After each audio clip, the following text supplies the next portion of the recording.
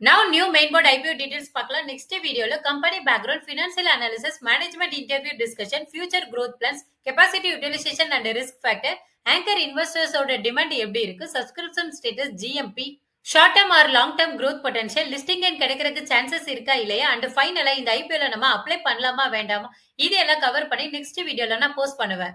So இந்த IPO பத்தின full அனாலிசிஸை miss பண்ணாம தெரிஞ்சுக்கணும்னா சேனலை நீங்க சப்ஸ்கிரைப் பண்ணி பாருங்க. GNG electronics limited IPO July 23 open ஆகி 25th வந்து க்ளோஸ் ஆகுது. இவங்களோட பிசினஸ் மாடல் பாத்தீங்கன்னா இந்தியாவிலே லார்ஜஸ்ட் ரீஃபர்பைசர் கம்பெனியா இருக்காங்க.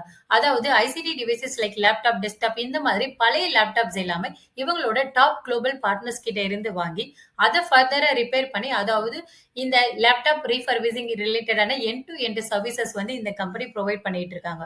ஸோ இதை இன்னும் ஃபர்தரா நியூ லேப்டாப்ஸை விட அரௌண்ட் 33 to 65% லோயர் பிரைஸ் ரேஞ்சில் வித் ஸ்ட்ராங் வாரண்டியோட இவங்களோட எலக்ட்ரானிக்ஸ் பஜார்ன்ற பிராண்ட் நேம் கீழே செல் பண்ணிட்டு இருக்காங்க. ஸோ இவங்களோட கஸ்டமர் பேஸ் பாத்தீங்கன்னா அக்ராஸ் 35+ கண்ட்ரீஸ்ல வந்து இருக்காங்க. அது மட்டும் இல்லாம இந்த கம்பெனியோட பார்ட்னர்ஸ் பாத்தீங்கன்னா மைக்ரோசாஃப்ட், ஹெச்பி, லெனோவா இந்த மாதிரி பெரிய ஓஇஎம்களோட பார்ட்னர்ஷிப்ல இருக்காங்க.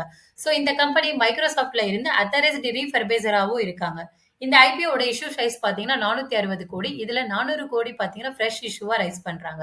ஃபேஸ் வேல்யூ ₹2 பெர் ஷேரா இருக்கு. ரீட்டைலுக்கு 35% வரை ரிசர்வ் பண்ணிருக்காங்க. மார்க்கெட் கேபிட்டல் பாத்தீங்கன்னா 2702 கோடி. இவங்களோட பியர் கம்பெனி பாத்தீங்கன்னா நியூ ஜெய்சா டெக்னாலஜி. ஸோ ஒரே ஒரு பியர்ஸ் மட்டும் தான் ஆர்ஹெச்பியில் மென்ஷன் பண்ணிருக்காங்க. இவங்களோட கரண்ட் இபிஎஸ் பாத்தீங்கன்னா நெகட்டிவ்ல இருக்கு. ஸோ இண்டஸ்ட்ரி பியர்ஸோட இந்த பிஇ வந்து கம்பேர் பண்ண முடியாது. ஸோ கரண்டா இந்த கம்பெனியில பிஇ பாத்தீங்கன்னா பிஃபோர் ஐபிஓ 33 டைம்ஸ் ஆயிருக்கு. ஆஃப்டர் ஐபிஓ 39 டைம்ஸா வந்து இருக்கும். அபவுட் ஃபினான்ஷியல் பாத்தீங்கன்னா FY 23ல இவங்களோட ரெவன்யூ வந்து 662 கோடி. அதுல 32 கோடி பாத்தீங்கன்னா ப்ராஃபிட் புக் பண்ணிருக்காங்க. கரண்ட் இயர்ல 1420 கோடியா இருக்கு இவங்களோட ரெவன்யூ. அதுல ப்ராஃபிட் பாத்தீங்கன்னா 69 கோடி வரை கொடுத்திருக்காங்க.